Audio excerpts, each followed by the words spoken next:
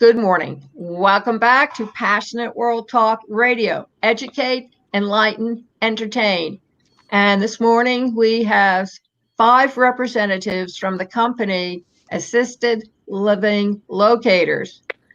And I'm going to have each one of them introduce themselves.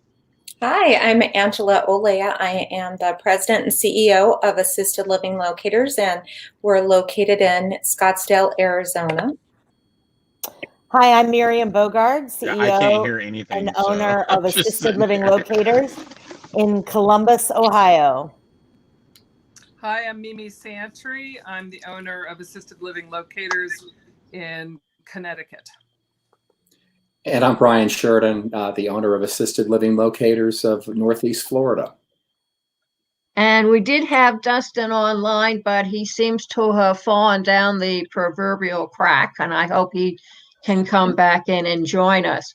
I have these ladies and gentlemen on today because they're going to be discussing assisted living for caregivers, because caregivers cannot do it all by themselves. So could you please tell how you got started with your company, why you started this type of company, and who do you help the most? Well, I'll go ahead and start. So the company was started out in Scottsdale, Arizona. My background is nursing. I'm a registered nurse. And I was working in the hospital taking care of patients and finding that the families who often lived more than 200 plus miles away and their parents, there was a disconnect. The parents were the ones I was taking care of in the hospital, and we found that we were discharging. They would go home and frequently be unable to take care of themselves and get readmitted. And it was continuously happening. And there was a big gap in between the discharge and thriving. And so I recognized that there was a huge need there and recognized that they needed a navigator, someone to be that connector between the families and the healthcare setting and help support the seniors. And I founded Assisted Living Locators in 2003. And in 2006, I launched the first Assisted Living Locators franchise in the US. It's the first type of franchise. So pioneered the placement franchise industry. And fast forward, we now have 130 locations across 36 states. So there's Assisted Living Locators is now helping families nationwide. So what is the most common problem that these people with their franchises find that they all need to address once the person is released from the hospital? Are we talking about multitude right of different, I can't say that you could put it on one thing. There's so many different reasons that they need our help, guiding them through different avenues of getting financial assistance, whether that be from the VA or state Medicaid, being able to identify different memory care, behavioral, smaller the residential care homes. Some states call them board and care, the larger commercial, assisted living, independent living, traumatic brain injury. So there's so many different facets of our healthcare system that we're able to handhold them through the maze that is senior care. And without our knowledge and going in and looking at state surveys and so many different aspects of what's going on with these facilities, they're in the dark and they're very overwhelmed with the process. And they typically have a very short time suspense to figure out all of this stuff and make a decision for their loved one. So the families are brought in and appraised of what needs to be done. Are they giving any kind of pieces of paper that they need to sign? Are they appraised of some of the things that they're going to face, even with the caregiver being there to help them? I find a lot of times within these types of situations, it's urgency is of topmost priority, and the families are thrown into a situation that they haven't chartered these waters before, and they're looking for someone that has the expertise and knowledge that can handhold them throughout the process, all the way, in finding a resolution for the care needs for their loved one.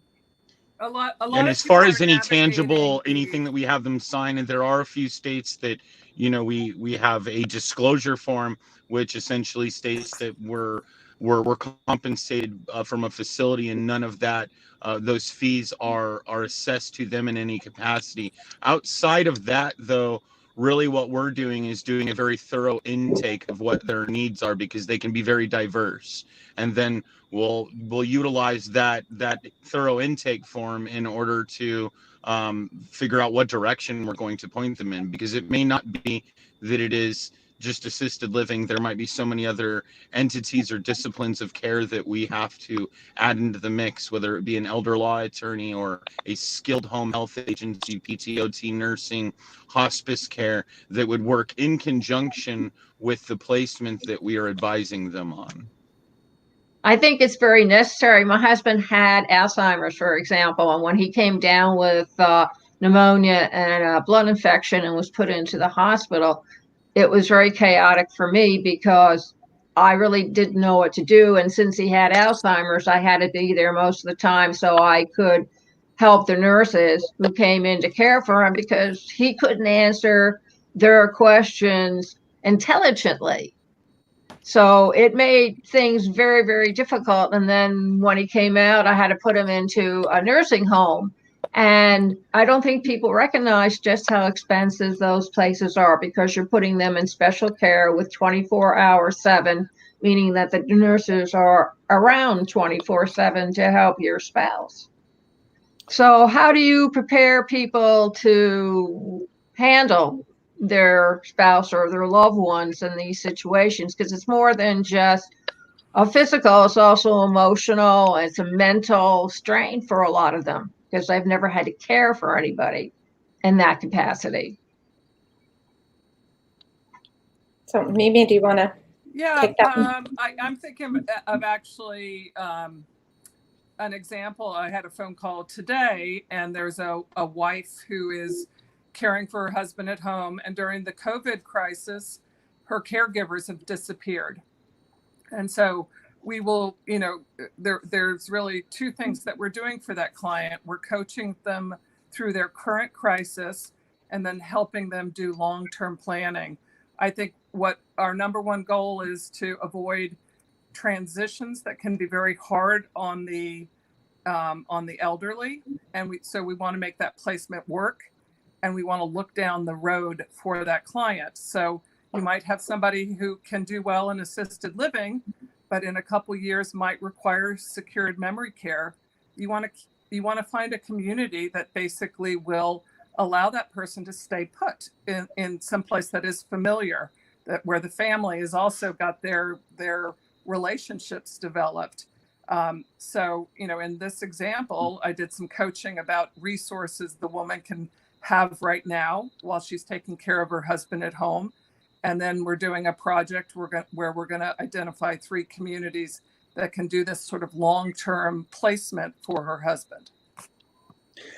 I wanted to add, Mimi, I also got a phone call this morning, and I have a memory care situation that's just totally blown up for the family, and they just need someone to talk to. And, so, I've been on the phone with the daughter, with the son, with the granddaughter. They all have a stake in the game. One of them's the power of attorney.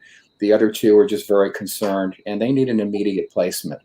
And, I'm enjoying being a resource to this family during this very difficult time.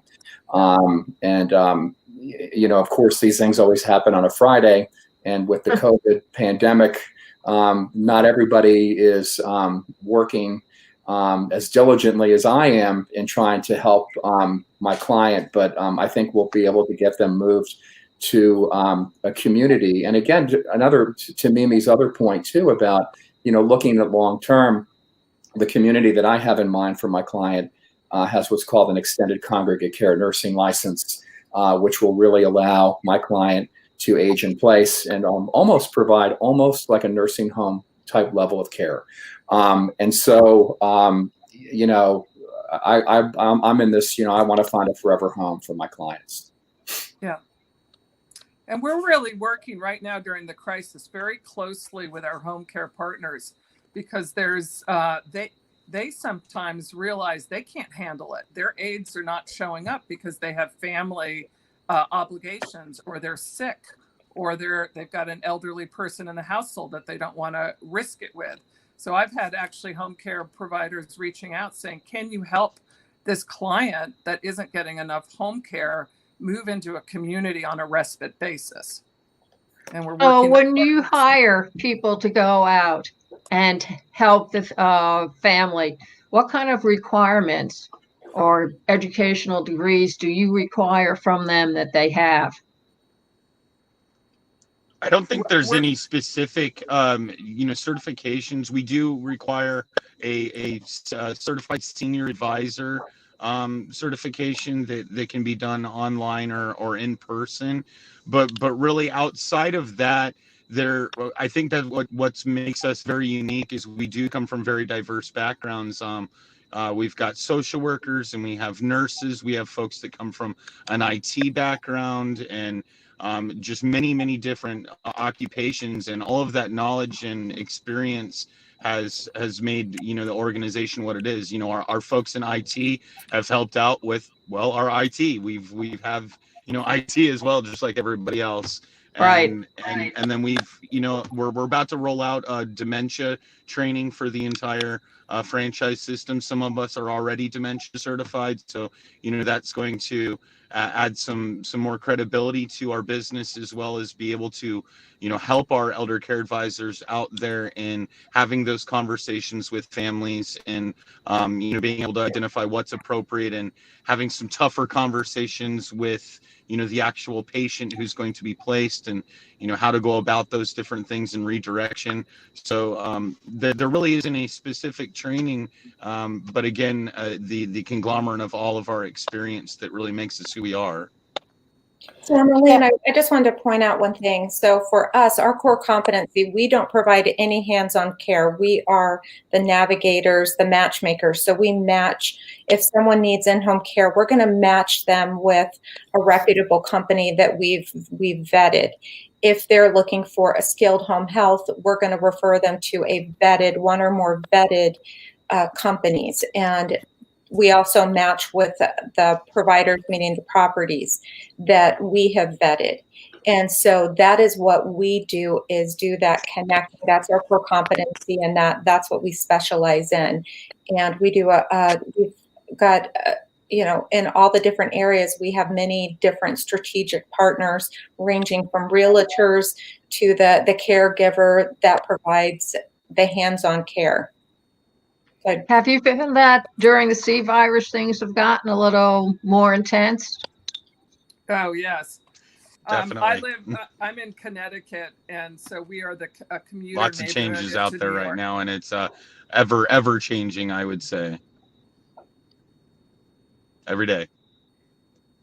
Do you find it sometimes? I know I live in a senior community center that has a dementia side to it, Alzheimer's, and then they have assisted care living here, and we've been in lockdown for a month.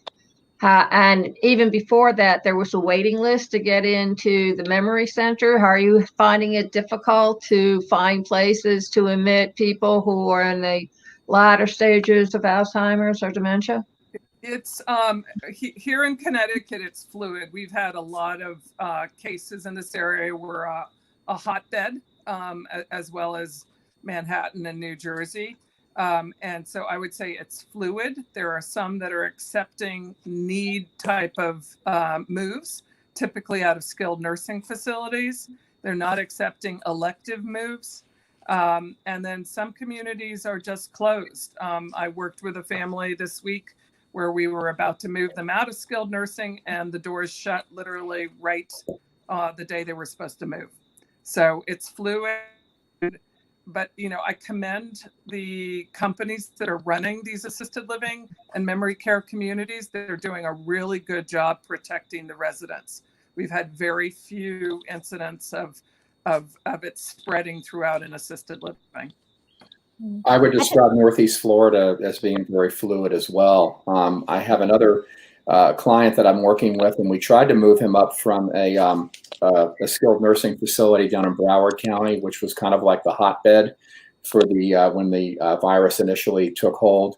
And now they are now starting to they're now starting to do discharges from there, so we can move my client up to the community up here in Jacksonville early next week.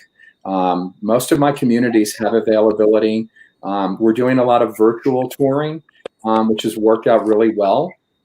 And a lot of FaceTiming, a lot more use of the web, but only one of my communities that I know of is closed right now. The other ones are taking new residents with a lot of precautions.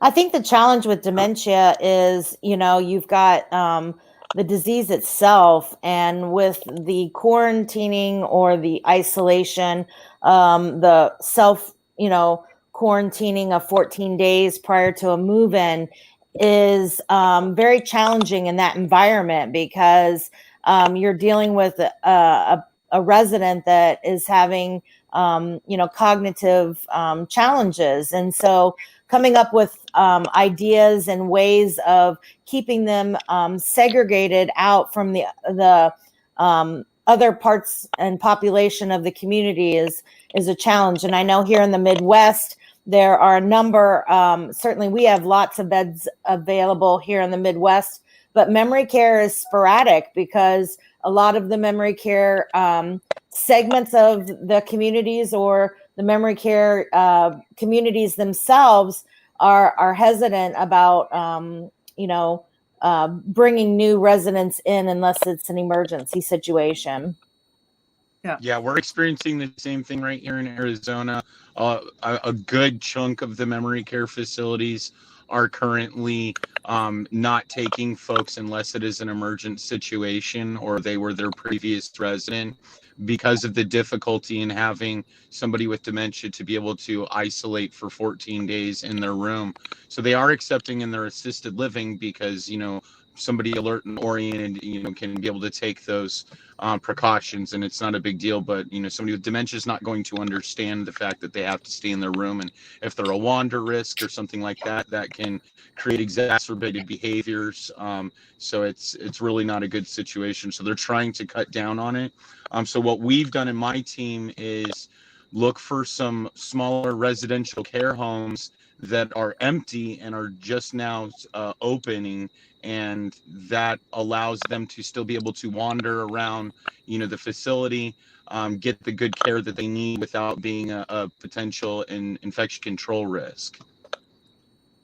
So our franchisees, we've got to think outside the box, and we've always had to think outside the box. It's a can-do mentality, and working with families in all different dynamics, from distance to language barriers to health issues. It's that can-do mentality is, we're going to find a way. You found the right person, and we'll figure it out, and we do. Yeah, I'm sorry. I just had a really interesting case this week of someone that had called me, and their mom is wanting to be released from a rehab situation. Her days on her Medicare policy is running out. And the unfortunate thing is, the mom does not have a power of attorney. She had refused all these years to hand over those types of responsibilities to her children. And we're going into a guardianship situation with the courts. We requested for an expedited hearing in hopes that we can get that guardianship honored and we can move them, because without a power of attorney, she can't move into an assisted living community. So what do you recommend for families who will possibly in 1 to 5 years need your facility to help them with their loved ones? What kind of things should they start planning for now, so when the time comes and they need to seek help from your company, that everything will go more or less smoothly? Well, I would just continue on with, making sure you have the necessary documents in order. Having a healthcare power of attorney, a durable power of attorney, is the best gift that you can give your kids. I would just add, to start planning financially if they haven't already done so. As you know, assisted living memory care is, it's mainly a private pay model. So getting all of that in order and getting it ready to go, and then also educating them about the costs. Many people I talk to initially when they first reach out, or I reach out to them, they don't have a clue how expensive this can be. But I encourage them to start doing that right away. I could tell you how Right. much. When my husband went into 24/7 care, we were paying $14,000 a month. Wow. And that was considered inexpensive compared to some of the other plans. But the other things I can add is that you can take them off in your taxes and you will get money back, which I did not know. That's what my CPA told me. So you can pass that along.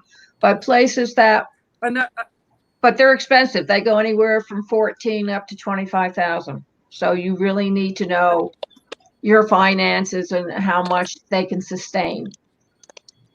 Another thing we can help our clients with is, because we are a national organization, we can actually help them with the long-term planning, because for example, for where I am is about twice as expensive as moving to some place like Florida. So for people who are budget constrained and are able to do some strategic planning, they can move to a place where their money will last a lot longer. I worked with a family where they had a choice of doing memory care here or with a daughter in Ohio, and they saved half, it was half price. They moved her to Ohio. It depends where you're located. The East Coast seems to be a little more expensive. And of course, if you go over to California, it's very expensive. But I believe in the Midwest and West, things are not as expensive. Well, and assisted living, what people don't recognize, that assisted living is actually the least expensive care. People often think home care is going to be the cheapest care. And if you do require 12 to 24 hours, the assisted living is typically half of the cost that you would pay in certainly skilled nursing or nursing homes. And I think that's what you described that your spouse was in. Yes. That ranks right up there. That's just a notch below the home care as far as cost goes. So we do take that into consideration when helping develop a plan. But if somebody just needs activity with daily living, the bathing, dressing, grooming, medication reminders, and things like that, and they don't have a heavy medical requirement requiring a registered nurse to do hands-on, oftentimes assisted living or memory care is going to be the best choice and the least expensive for them. Yeah, and that's true. If he had not had the combination with the Alzheimer's of the pneumonia and the blood infection, I would have gone to have somebody come in 7 hours a day. But since he kept on getting sick and he came out of the hospital 30 pounds lighter, so it was 120 pounds, and he wasn't too much of him left, and he needed the extra care. Mm-hmm. Well, I think that's the beauty about working with someone, agencies like ours, is because we do look at everything holistically, and we are the experts in the industry, understanding what all the different levels of care there are and being able to connect them to the right folks and make sure that it is a successful transition and placement of that loved one.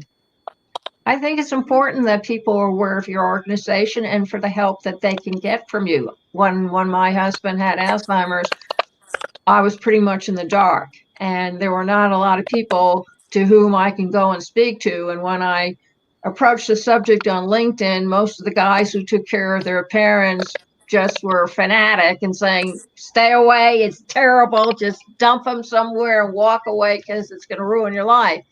Well, to me, a marriage is a covenant, and I didn't do that. But the people on LinkedIn were very negative about their experiences. And other people who I reached out to really kind of didn't have anything positive to say or how to handle anything. So I pretty much did it on my own. I think it's good that your company exists now, and people should be aware of your company and the services that you offer so that they know there's a place they can go to. We're very hands-on and we're very personal. And that's what sets us apart from other agencies out there. We also follow up with all of our residents We don't just drop them off at the door and wish them well. We are involved in the families' lives and checking up on them even after placement to ensure that everything is going well. And we might be able to add on additional services and assistance even after they move in, such as what Dustin indicated with hospice organizations and other layers of help that can, continue the quality of care for their loved one. Absolutely. Like, for instance, we place somebody somewhere and maybe their favorite church that they've been going to for 30 years is outside of the transportation, radius that the facility would travel to, or it's on a day at which they do not provide transportation. Then maybe we can, partner with a non-medical home care like a Right at Home or Visiting Angels, in order to have that caregiver take them, just every Sunday to go to their church service. So they're getting, that morale in their daily life that they've always had, but are still getting the assistance at the assisted living that we place them at, and not paying, for 24/7 care at, $25,000 a month. It's very helpful when they do that. I know when I was recovering for my chemo, they sent a social worker out, and I found to my shock that Meals on Wheels will deliver food to you no matter what your economic level is. And I only thought it was for people who couldn't afford to pay. So I was delighted when they brought me my meals. Yeah, that's one of the nice things I'm seeing right now in our area. There's so many organizations delivering meals to the elderly. We've got a group here in town that's buying groceries and delivering them to the emergency room employees when they have shift changes. And so that because they can't go shopping, there's a lot of just great support being shown right now. I think it'll be really interesting to see all the how this changes our country as a whole, right? And how we step up and be innovative. And you're going to see a lot of more service industries coming out of this, because people are going to be wanting and needing that extra care for, the seniors as they age. We're entering the time when the baby boomers are retiring 10,000 people every day. And it's just going to, become more populous within our senior communities. And also, I think that there are a lot of people who are retiring early. A lot of them are now retiring in their late 50s if they have made along the way, saving their money and investing it the right way. Although the stock market probably took care of that for this year. Yeah, right. We'll be working a long time. Yeah. Till the day you die.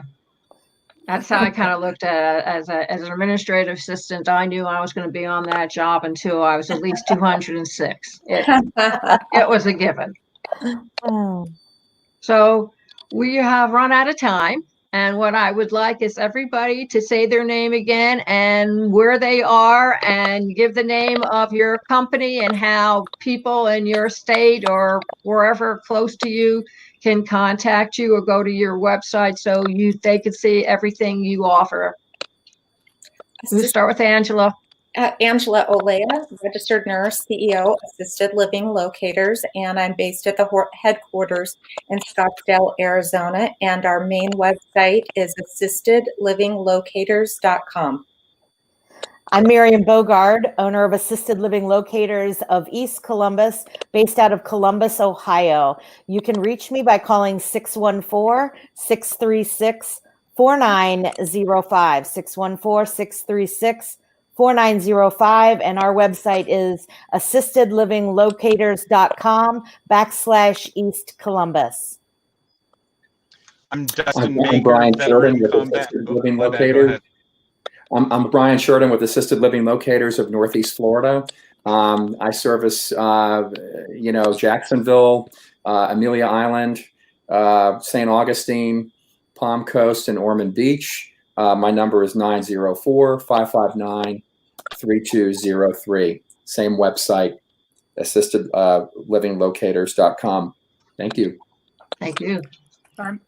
I'm Mimi Santry. I'm in southwestern Connecticut, based in Greenwich.